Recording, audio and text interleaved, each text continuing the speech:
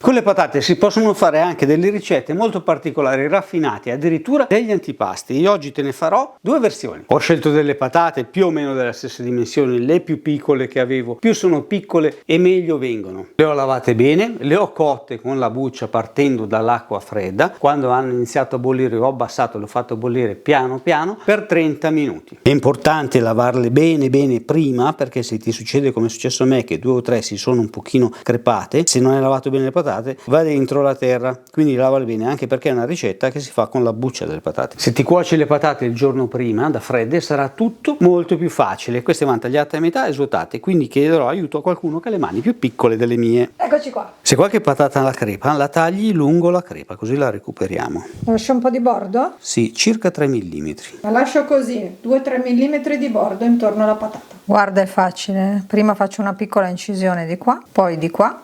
La raschio un po' e tiro fuori il rimanente. Adesso lo faccio io.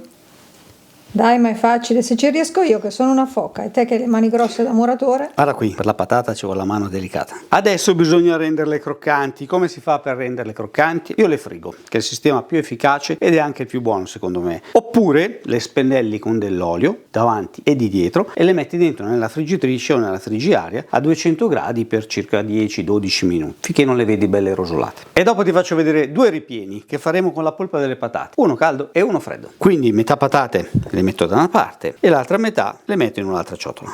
Friggere in un pentolino con l'olio un po' alto per 2-3 minuti a circa 165-170 gradi. Questo olio qui io l'ho già utilizzato ieri per friggere le polpette di ceci, lo utilizzo oggi per friggere le patate e poi non lo uso più. Questo è olio di semi di arachide. Ne butto dentro 2-3 nel forno, questo è olio, e vediamo come vengono. O anche in friggiaria, così vi faccio vedere bene come vengono in tutti e due i modi. Quando sono belle rosolate, anche più di così, le tiri fuori. Se fanno qualche difettino così, meglio, vengono ancora più belle. Più sono rosse, meglio è. E queste sono quelle fatte nel forno, ci hanno messo circa 10-12 minuti e direi che sono belle, un po' meno rosolate all'interno, però sono belle. Prepariamo prima quelle al forno, intanto che cuociono quelle al forno facciamo quelle fredde. Le patate schiacciate, un pochino di sale, pepe, un po' di olio, poco, un rosso di uovo.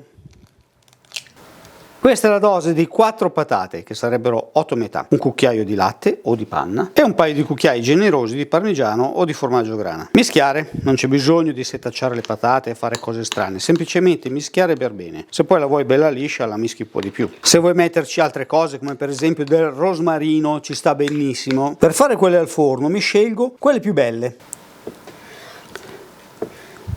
Pezzettino di mozzarella o di qualsiasi altro tipo di formaggio in ogni patata e riempi bene le patate così, facendo tipo come quando si fa il cono gelato, schiaccia bene, spandi e con una lama, una spatola, un coltello, qualcosa, gli dai una rasata e le appoggio una all'altra così si sostengono più o meno. Spolverata tattica di formaggio, così faranno una bella crosticina dorata. In forno 180-190 gradi, una ventina di minuti, il tempo che ci vuole per farle belle dorate. Intanto che cuociono facciamo la versione fredda. Patate, ci metto dentro un cuore di cipolla che è un pochino più digeribile e meno forte di sapore, tritato finemente.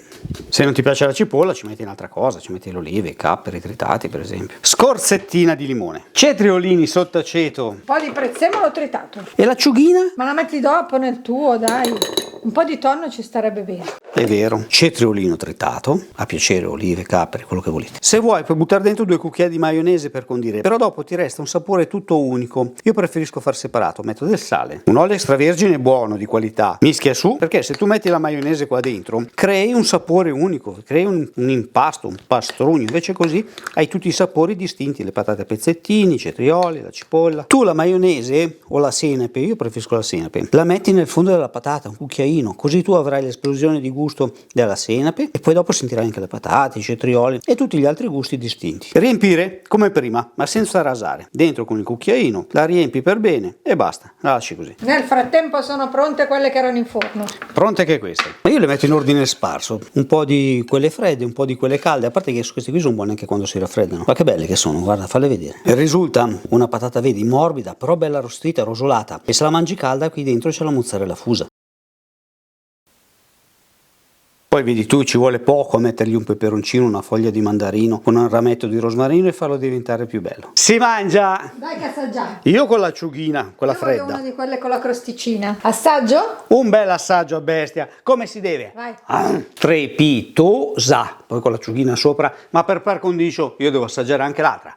Patate e formaggio è una cosa incredibile, è inutile che ve lo dico, non ciucciate il telefono perché noi non paghiamo telefoni ciucciati. Provatele tutte e due le ricette, fregatevene se è estate, inverno, festa, non è festa, se è Natale o se non è Natale. Questa è una ricetta 4 stagioni, dovete provarle assolutamente. Allora io non vi dico altro, se voi fate caso al piatto, ne sono già sparite 4 o 5. Si ringrazia Beatrice che ha registrato tutta la puntata. Non puoi non lasciare un bel pollice in su sotto questo video. E iscriviti al canale così non ti perderai le prossime ricette.